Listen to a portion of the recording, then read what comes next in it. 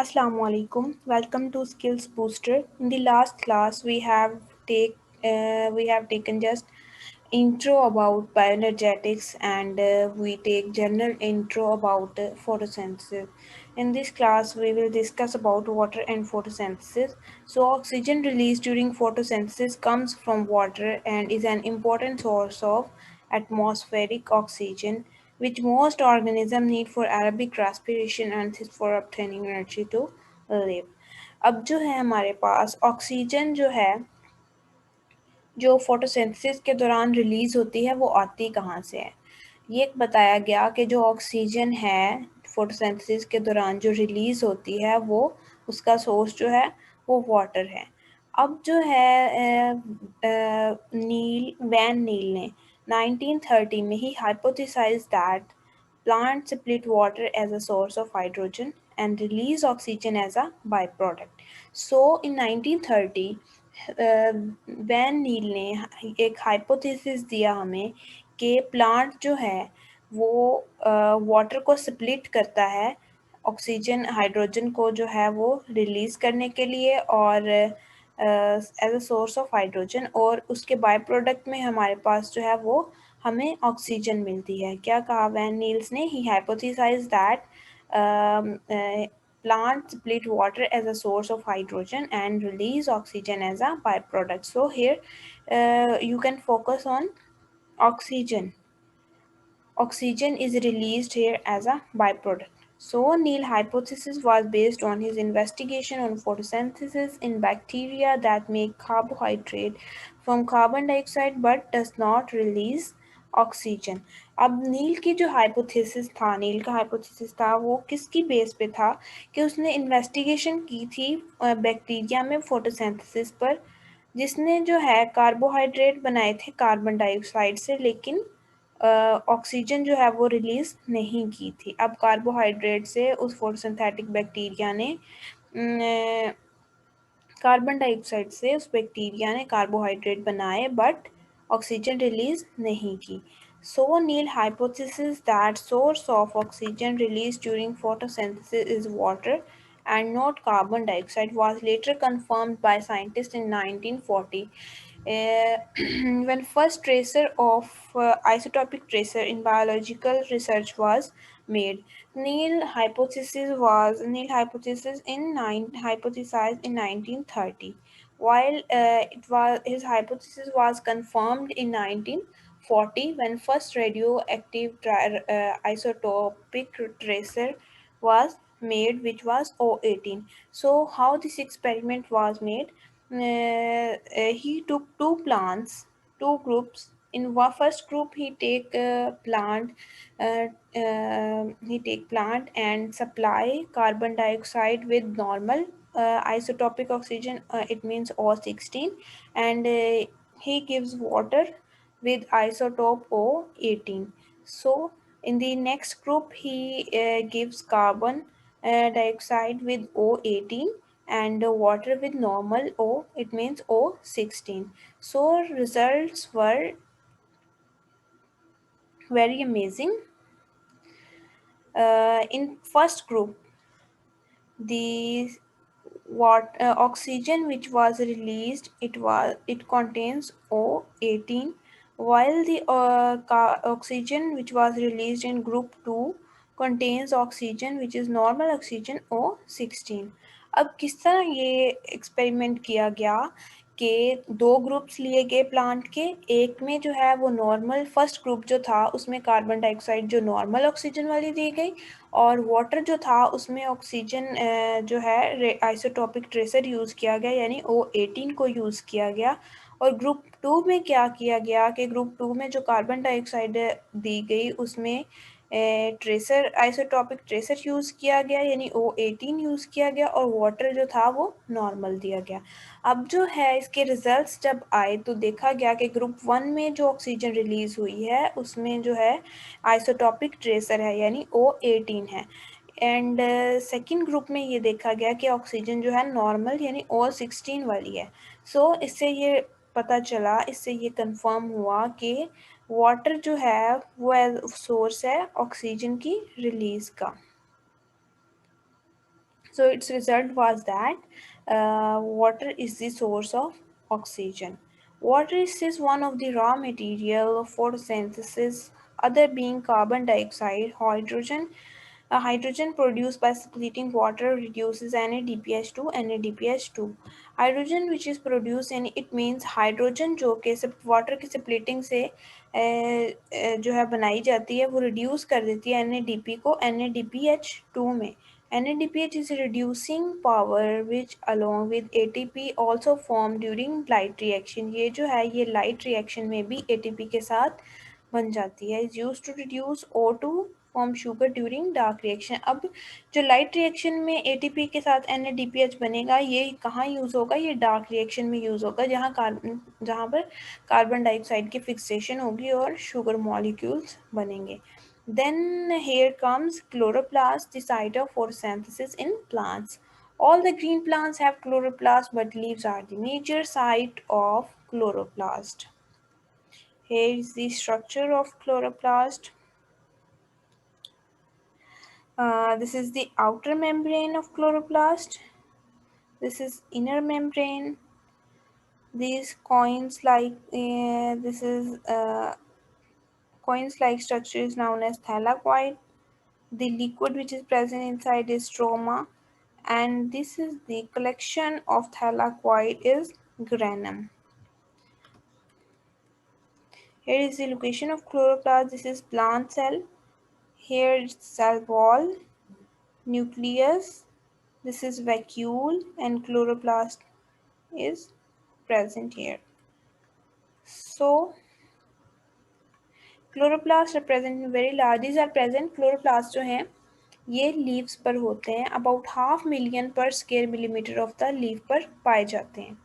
अब जो है क्लोरोफिल जो है chloroplast present mainly in the cell of mesophyll tissue inside the leaf. Each mesophyll cell has 20 to 100 chloroplast. हर mesophyll cell each यानी एक सिंगल मेसोफिल सेल लें तो उसमें 20 से 100 तक हमारे पास क्लोरोप्लास्ट होते हैं. क्लोरोप्लास्ट जो है ये डबल मेम्ब्रेन स्ट्रक्चर है दैट इसमें जो है एक फ्लूइड होता है जिसको स्ट्रोमा बोलते हैं और इसमें कॉइन्स लाइक प्लेट्स होती हैं जिसको थैलाकॉइड्स बोलते हैं. अब जब ये थैलाकॉइड एक दूसरे के ऊपर स्टैक कर जाएंगी तो ये बना लेंगी ग्रैनम, यानी सिंगुलर इसको ग्रैनम बोलेंगे और वैसे ग्रैना बोलेंगे. अब थैलाकॉइड प्लेट्स में जो हमारे पास फ्लूइड होगा उसको हम ल्यूमन बोलेंगे. उसके अंदर जो फ्लूइड होगा fluid filled thylakoid interior space को थैलाकॉइड मेम्ब्रेन के अंदर जो फ्लूइड फिल्ड स्पेसेस होंगी उसको हम ल्यूमन बोलेंगे. Chlorophyll are found embedded in thylakoid membranes. अब जो क्लोरोफिल होता है ये थैलाकॉइड मेम्ब्रेन में एम्बेडेड होता है जो कि उसको ग्रीन कलर देता है. Electron acceptor of photosynthetic electron transport chain also are the part of membrane. Thylakoid membrane are this involve in ATP synthesis by chemiosmosis. अब थैलाकॉइड मेम्ब्रेन जो है वो एटीपी की सिंथेसिस में इन्वॉल्व होती है क्योंकि वहाँ पर जो है वो क्लोरोप्लास्ट मौजूद होते हैं यानी क्लोरोफिल मौजूद होता है. अब जो क्लोरोफिल है वो लाइट एब्जॉर्ब करेगा, वहाँ पर फोटोसिंथेसिस होगी सो एटीपी की सिंथेसिस होगी. अब कीमियोस्मोसिस क्या होता है? Chemiosmosis it's a process of ATP formation.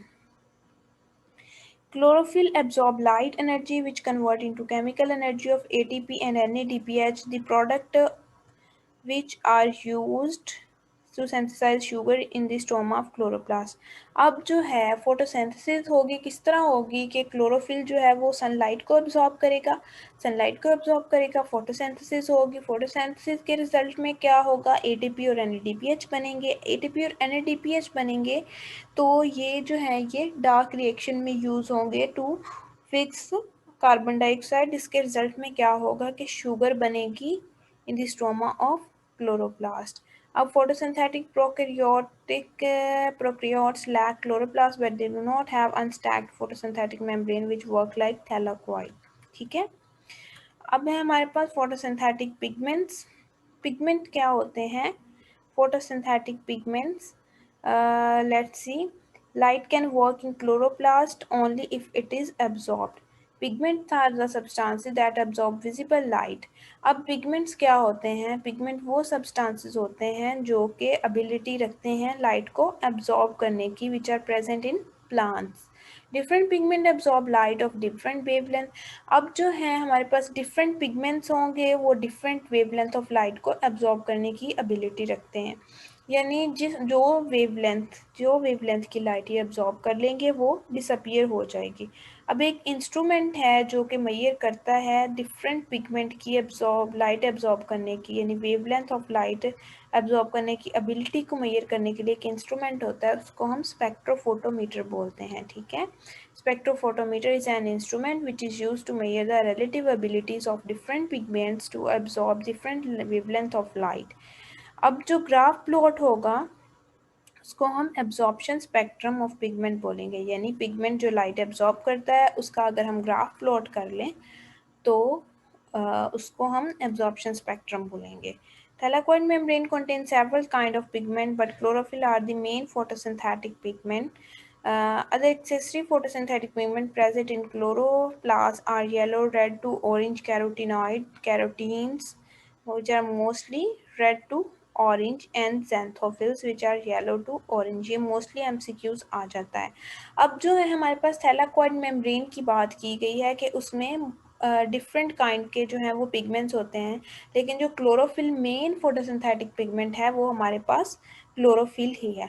उसके अलावा दूसरे एक्सेसरी पिगमेंट्स जो हैं, इसका मतलब है कि जो फोटोसिंथेसिस में हेल्प करते हैं। एक्सेसरी पिगमेंट उसमें हमारे पास इन्वॉल्व होते हैं yellow and red to orange carotenoids हो जाते हैं, कैरोटीन्स हो जाती हैं which is red to orange, और जेंथोफिल्स होते हैं which are yellow to orange. ये जो है एब्जॉर्प्शन का और यूटिलाइजेशन ऑफ लाइट एनर्जी का जो स्पेक्ट्रम होता है उसको ब्रॉड करते हैं। देन है हमारे पास क्लोरोफिल को हम डिस्कस करते हैं। क्लोरोफिल जो है इसकी डिफरेंट किस्में होती हैं। क्लोरोफिल ए होता है, बी होता है, सी एंड डी, 4 किस्म का क्लोरोफिल पाया जाता है यूकैरियोटिक फोटोसिंथेटिक प्लांट और एल्गी में। जो फोटोसिंथेटिक बैक्टीरिया होते हैं उनमें जो क्लोरोफिल पाया जाता है उसको बैक्टीरियो क्लोरोफिल बोलते हैं। ठीक है, क्लोरोफिल मेनली एब्जॉर्ब, ये एमसीक्यूज अक्सर आ जाता है कि क्लोरोफिल कौन सी लाइट एब्जॉर्ब करता है, mainly blue violet, violet blue and orange red wavelength. Green yellow and indigo are least absorbed, ये भी एमसीक्यूज है। और क्लोरोफिल आर ट्रांसमिटेड और reflected, although yellow are often mask and darker by darker colour, hence plants appear green unless masked by other pigment। अब जो है जो light absorb हो जाती है वो डिसअपियर हो जाती है, लेकिन जो हमें उधर नज़र आती है वो रिफ्लेक्ट बैक हो जाती है, वो वेवलेंथ। ठीक है, क्लोरोफिल मॉलिक्यूल, यहाँ पर क्लोरोफिल के का स्ट्रक्चर जो है वो उसके बारे में बताया गया है कि इसके दो पार्ट होते हैं। एक फ्लैट स्क्वायर लाइट चेन जो है हमारे पास लाइट एब्जॉर्बिंग हाइड्रोफिलिक हेड होता है, ये हमारे पास हाइड्रोफिलिक हेड है। और दूसरा जो है हमारे पास फाइटोल टेल होती है, पोरफायरिन रिंग होती है इसमें, इस हेड में। और जो है हमारे पास फाइटोल जो है ये देखेंगे टेल होती है क्लोरोफिल के स्ट्रक्चर में। अब ये बताया गया है कि जो है हेड जो है वो चार, it's made up of 4 joint smaller pyrrole ring composed of carbon and nitrogen. ये जो है हमारे पास ये यहाँ पर 4 जो है पायरोल रिंग से मिलकर इसका हेड बना है, 1 2 3 4। ठीक है, ये 4 पायरोल रिंग मिली हैं तो इसका हेड बना है। An atom of magnesium is present in this centre. अब ये जो मैग्नीशियम का एटम है ये बिल्कुल इसके इन चारों पायरोल रिंग्स के मिड में मौजूद है। That's why magnesium deficiency cause yellowing of in plants. अब अगर मैग्नीशियम की डेफिशिएंसी होगी तो क्या होगा, प्लांट का कलर जो है वो येलो हो जाएगा। इसका ये जो हेड है इसका स्ट्रक्चर जो है ये हीम पोर्शन ऑफ हीमोग्लोबिन से मिलता है। किस तरह मिलता है कि उसमें डिफरेंट सिर्फ क्या होता है कि यहाँ पर मैग्नीशियम की जगह वहाँ पर आयरन मौजूद होता है। और लॉन्ग हाइड्रोकार्बन टेल जो है attach to one of the pyrrole ring which is phytol। Chlorophyll molecule is embedded in hydrophobic core of thylakoid membrane by this tail. अब जो क्लोरोफिल मॉलिक्यूल होते हैं वो थैलाकॉइड इस टेल के थ्रू थैलाकॉइड मेम्ब्रेन की कोर में जो है वो एम्बेडेड होते हैं। अब क्लोरोफिल ए और क्लोरोफिल बी में एक डिफरेंस होता है। क्या डिफरेंस होता है कि क्लोरोफिल ए जो है उसमें हमारे पास यहाँ पर CH3 ग्रुप होता है, जबकि अगर ग्रुप इसकी क्लोरोफिल बी की बात करें तो यहाँ पर CH वो ग्रुप होता है। ठीक है,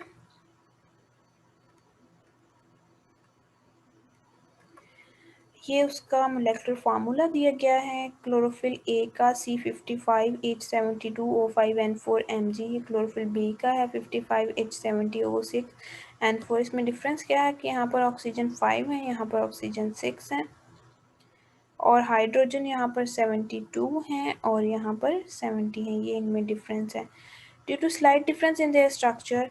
अच्छा, अब इनका स्ट्रक्चर जो है वो स्लाइटली डिफरेंट है, हम देख सकते हैं। अब इनके स्लाइट डिफरेंट होने की, स्ट्रक्चर के डिफरेंट होने की वजह से इनकी एबिलिटी जो लाइट को अब्जॉर्ब करने की है वो भी थोड़ी फ़र्क हो जाती है, यानी वो डिफरेंट वेवलेंथ को अब्जॉर्ब कर सकते हैं।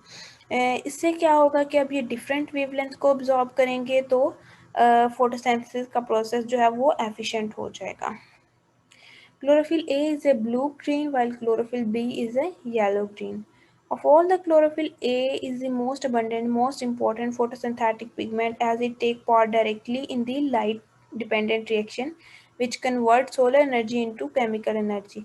अब क्योंकि ये most abundant है chlorophyll A, तो light reaction में ये directly part ले हिस्सा लेगी और solar energy जो sunlight जो है सनलाइट से जो सोलर एनर्जी आएगी उसको केमिकल एनर्जी में ये इजीली कन्वर्ट कर देगी। अब क्लोरोफिल जो है itself exist in several form in the red absorbing peak, यानी ये 670 की वेवलेंथ एब्जॉर्ब कर सकती है, 680, 690 एंड 700 नैनोमीटर, इस तरह की वेव में ये की वेवलेंथ की रेंज में एग्जिस्ट करती है। अब जो क्लोरोफिल बी है ये along with chlorophyll A in all green plant and green algae। अब ये जो है क्लोरोफिल बी क्लोरोफिल ए के साथ साथ उसने बताया है कि ये ग्रीन प्लांट्स में भी पाई जाती है, ग्रीन एल्जी में पाई जाती है। Chlorophyll are insoluble in water, ये वाटर में इनसॉल्युबल होती हैं क्योंकि ये ऑर्गेनिक सॉल्वेंट में सॉल्युबल होती हैं। सो ऑर्गेनिक सॉल्वेंट कौन से होंगे, ये है कार्बन टेट्राक्लोराइड, अल्कोहल हो गया, एट्सेट्रा। देन है हमारे पास carotenoid accessory pigment. Accessory pigment मतलब कि जो फोटोसिंथेसिस के प्रोसेस में हेल्प करते हैं, यानी जो क्लोरोफिल है वो तो डायरेक्टली इन्वॉल्व होता है फोटोसिंथेसिस के प्रोसेस में, ये कैरोटीनाइड्स जो हैं ये उस प्रोसेस में हेल्प करते हैं। कैरोटीनाइड्स ये एमसीक्यूज आ जाता है, these are yellow and red to orange pigment. ये कौन से पिगमेंट हैं, these are yellow and red to orange pigment.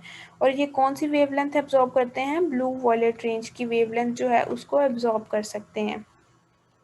सो दे अब जो है ये हेल्प कर रहे हैं, तो ये हेल्प कर रहे हैं तो क्या करेंगे कि डिफरेंट वेवलेंथ की लाइट एब्जॉर्ब करेंगे और एब्जॉर्ब करके ये उसका जो है लाइट स्पेक्ट्रम जो है उसको ब्रॉड कर देंगे, फोटोसिंथेसिस को एफिशिएंट कर देंगे। The chlorophyll B are called accessory pigment, ठीक है, because they absorb light and transfer energy to chlorophyll A which then initiate the light reaction। It's generally believed that order of transfer, अब देखें कि light जो है different wavelength की carotenoid absorb करेंगे, अब कैरोटीनाइड एब्जॉर्ब करके इसको ट्रांसफ़र कर देंगे क्लोरोफिल बी के पास, अब क्लोरोफिल इसको ट्रांसफ़र करेगा क्लोरोफिल ए के पास। इस तरह ये एक दूसरे को ट्रांसफ़र करके फोटोसिंथेसिस के प्रोसेस में हेल्प करते हैं। Some carotenoid protect chlorophyll from intense light by absorbing and dissipating excessive light energy rather than transferring energy to chlorophyll। अब इस तरह होता है कि कुछ लाइट एनर्जी जो है वो बहुत ज़्यादा इंटेंस होती है, उसकी वजह से क्या है कि क्लोरोफिल जो है वो क्या कह सकते हैं उसको, इंटेंस लाइट की वजह से क्लोरोफिल जो है वो फॉर एग्जांपल डैमेज हो सकता है। तो उसके तो क्या होगा कि ये जो कैरोटीनाइड है उसको एब्जॉर्ब करेंगे उस हाई एनर्जी वाली लाइट को, उसको फिर आहिस्ता आहिस्ता इसमें क्लोरोफिल बी में कन्वर्ट करेंगे क्लोरोफिल ए में, यानी डायरेक्ट उसके इंटरेक्शन से ये डैमेज हो सकता है तो उसको डायरेक्टली नहीं होने देते, इस तरह सीरीज़ में होता है तो उसको प्रोटेक्ट करते हैं क्लोरोफिल ए को, इस तरह कैरोटीनाइड। देन है हमारे पास light the driving energy. Light जो है हमारे पास in the form of energy, इसको इलेक्ट्रोमैग्नेटिक एनर्जी भी बोलते हैं। अब जो है लाइट हमने फिजिक्स में पढ़ा था कि बिहेव करती है as a wave as well as a particle. अब जो particle as a particle behave करेगी तो उसको हम फोटॉन्स बोलेंगे। Radiation of most important to life are visible light. Visible light की रेंज क्या होती है? 380 टू 750 नैनोमीटर। अब जो है सनलाइट जो है वो सारी की सारी क्लोरोफिल एब्जॉर्ब नहीं कर सकता, सारी की सारी को ऑब्जॉर्ब करके केमिकल एनर्जी में कन्वर्ट नहीं कर सकता। सिर्फ जो है वो 1% एनर्जी जो तो पत्ते पे पड़ती है, लीफ पे पड़ती है, वो एब्जॉर्ब होती है। अदरवाइज जो बाकी 99% होती है वो रिफ्लेक्ट बैक हो जाती है या फिर ट्रांसमिट हो जाती है। अब है हमारे पास एब्जॉर्प्शन स्पेक्ट्रम। एब्जॉर्प्शन स्पेक्ट्रम क्या होगा कि क्लोरोफिल जो है कौन कौन सी वेवलेंथ की लाइट जो है वो एब्जॉर्ब कर रहा है। अगर हम उसको प्लॉट करें, जो स्पेक्ट्रम हमारे पास आएगा उसको हम एब्जॉर्प्शन स्पेक्ट्रम बोलेंगे। Absorption spectrum for chlorophyll indicate the absorption is maximum in blue and red parts of the plant spectrum to absorption peak at around 430 and 670 nanometer respectively. Absorption peak of carotenoid are different from those of chlorophyll. अब ये है कि जो chlorophyll है ये light absorb करता है blue wavelength की और रेड वेवलेंथ की, जो कि होती है ऑलमोस्ट 430 एंड 670 नैनोमीटर होती है। यहाँ पर जो है ये मैक्सिमम एब्जॉर्प्शन शो करता है, ये नीचे उन्होंने शो किया हुआ है। ये है हमारे पास ब्लू वेवलेंथ, यहाँ पर आप देख सकते हैं कि एब्जॉर्प्शन कितनी बढ़ गई है। नेक्स्ट जो है ये कम होती गई बहुत ज़्यादा कम, बिल्कुल कम ख़त्म हो गई है, नीचे आ गई है ये जो कर्व है। अब ये दोबारा ऊपर जा रही है, देखिए रेड में ये दोबारा जो है इसकी एब्जॉर्प्शन दोबारा से बढ़ गई है। ठीक है, ये इट मीन्स कि क्लोरोफिल जो है ये मैक्सिमम एब्जॉर्प्शन शो करती है in blue and in red light. ठीक है, graph shows relative effectiveness of different wavelength of light in driving photosynthesis called action spectrum। अब जो है वो ग्राफ जो कि डिफरेंट वेवलेंथ की इफेक्टिवनेस को शो करता है फोटोसिंथेसिस के प्रोसेस को ड्राइव करने में, उसको हम एक्शन स्पेक्ट्रम बोलते हैं। The first action spectrum was obtained by German biologist T.W. Engelmann in 1883 he worked on स्पायरोजाइरा। उसने स्पायरोजाइरा पे काम किया और 1883 में जो है फर्स्ट एक्शन स्पेक्ट्रम जो है वो ऑब्टेंड किया। ठीक है, देन है हमारे पास एक्शन स्पेक्ट्रम। अब्जॉर्प्शन स्पेक्ट्रम तो हमने देख लिया कि कौन कौन सी वेवलेंथ की लाइट एब्जॉर्ब हो रही है। अब एक्शन स्पेक्ट्रम में क्या होगा कि लाइट तो एब्जॉर्ब हो गई है, अब हम देखेंगे कि जो है उस लाइट के एब्जॉर्ब होने से फर्दर फोटोसिंथेसिस के प्रोसेस पे क्या इफेक्ट हुआ है। ठीक है, उसको उस वाले स्पेक्ट्रम को जो हम उस ग्राफ को प्लॉट करेंगे उसको हम एक्शन स्पेक्ट्रम बोलेंगे।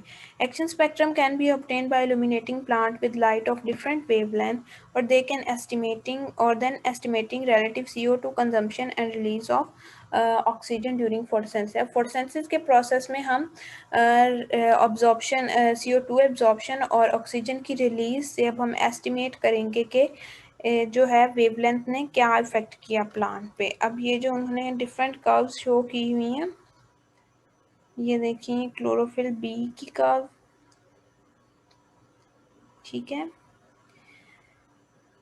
ये उन्होंने शो की है, ये देखें इधर भी ये जो ब्लू रेंज है इसमें उसकी एब्जॉर्प्शन बढ़ गई है, देन फर्दर ये कम होती गई। अब ये जो जब रेड आया है ये दोबारा जो है इसकी एब्जॉर्प्शन बढ़ गई है। ठीक है, ये है उसका एब्जॉर्प्शन स्पेक्ट्रम। अब जो है हमारे पास, अच्छा एक्शन स्पेक्ट्रम, ठीक है, action spectrum of photosynthesis does not, अच्छा अब वो ये कह रहा है कि जो एब्जॉर्प्शन स्पेक्ट्रम है और एक्शन स्पेक्ट्रम है ये एक दूसरे से सिमिलर हैं, ऑलमोस्ट सिमिलर है, बिल्कुल सिमिलर नहीं है, ऑलमोस्ट सिमिलर है।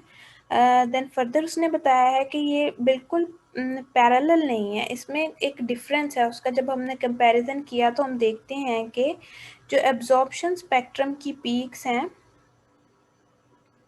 As compare to action spectrum की पीक्स वो नैरो हैं। ठीक है, एक्शन स्पेक्ट्रम की पीक्स ब्रॉडर होंगी और जो एब्जॉर्प्शन स्पेक्ट्रम है उसकी पीक्स जो हैं वो नैरो होंगी। ठीक है, और जो वैली है वो नैरो है, वो नॉट, इट्स नॉट डीप। ये एक्शन स्पेक्ट्रम की बात हो रही है, ठीक है। Photosynthesis is the most absorbed range. Photosynthesis in the most absorbed range is more than the absorption itself. Like photosynthesis in 500 to 600 nanometer is more than absorption of green light by chlorophyll. The difference occurs because the accessory pigment, the carotenoid, absorb light in the zone, pass on some of the absorbed light to chlorophyll, which then convert light energy to chemical energy. अब जो है वो कह रहा है कि light जो absorb हुई है और उसके एक्शन स्पेक्ट्रम में जो है वो थोड़ा डिफरेंस आ रहा है। डिफरेंस क्यों आ रहा है? क्योंकि एक्सेसरी पिगमेंट्स मौजूद हैं जो कि डिफरेंट वेवलेंथ की लाइट एब्जॉर्ब करेंगे, जिसकी वजह से जो है फोटोसिंथेसिस की इफेक्टिवनेस बढ़ेगी और उसमें जो डिफरेंस आ रहा है वो आएगा, ठीक है। When equal intensities of light are given, there is more photosynthesis in red and blue part of the spectrum, ठीक है। फोटोसिंथेसिस किस में ज़्यादा होगी? रेड और ब्लू पार्ट ऑफ स्पेक्ट्रम में, ठीक है।